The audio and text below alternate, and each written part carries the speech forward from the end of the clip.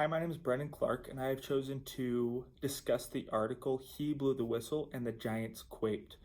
This is the story of James Alderson.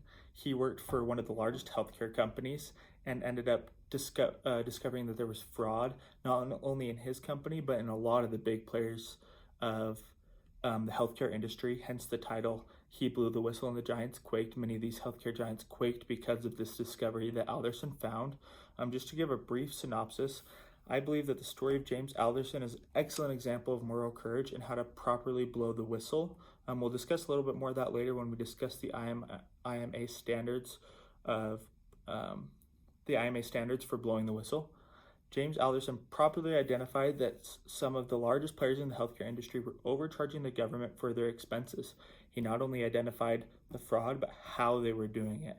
Alderson was frequently asked in his company by his own supervisors to keep two sets of books. One of these sets of books would have been the expenses that they reported to the government, which they were overcharging. They were showing higher expenses, that these jobs were costing a lot more, and then he was asked to keep another separate book for the company's actual expenses, which were lower. They were overcharging the government, but then recording the proper expenses. That way they were getting more profits on these government jobs.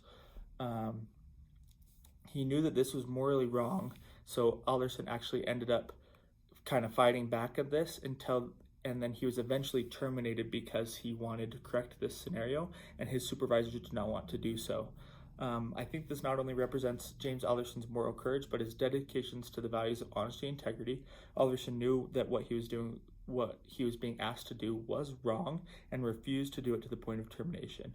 He also then filed a private lawsuit on the side of the government, which he had to keep secret for years before it being unsealed.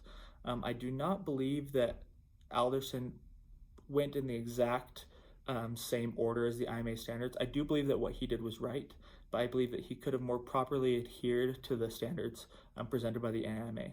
The IMA first says that he should report it to his immediate supervisor, and if that immediate supervisor appears to be evolved, which in this case they were, he should go to the next level of management or even the board of directors. If that is not resolved, then he should seek advice from his lawyer on what he should do and what his rights are in this situation, and then disassociate himself from the company. This situation is a little bit unique because Alderson was let go pretty early on in the process, and he didn't really have the opportunity to go to his immediate supervisors, but I do believe that there was a lot better way that Alderson could have handled this. I believe that after Alderson having found these books and being asked to keep two sets of books by his supervisors, he should have openly communicated to them that he felt that this was wrong and that he would like to seek other solutions.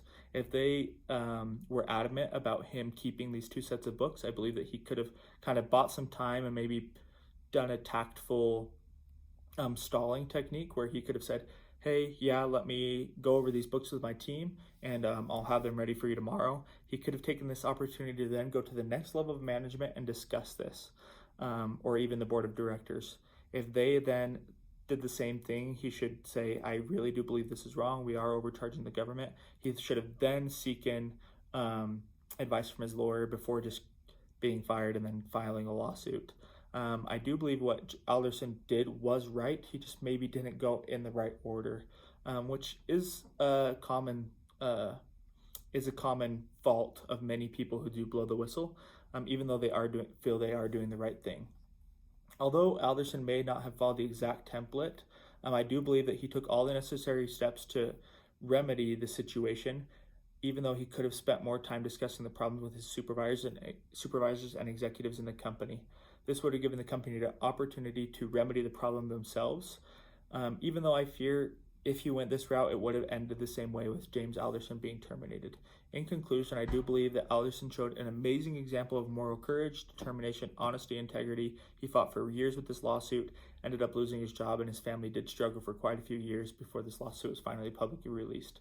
I would like to note that it was not only his intention to have an honest career and to maintain his moral standards, but he applied those intentions with his acts.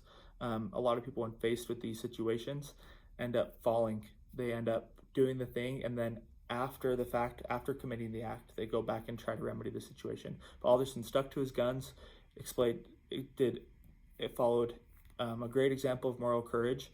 Even though he could have done the guidelines a little bit more to the T, I believe that he ultimately did the right thing and is a great example of moral courage. If If you have any questions, let me know in the feedback section.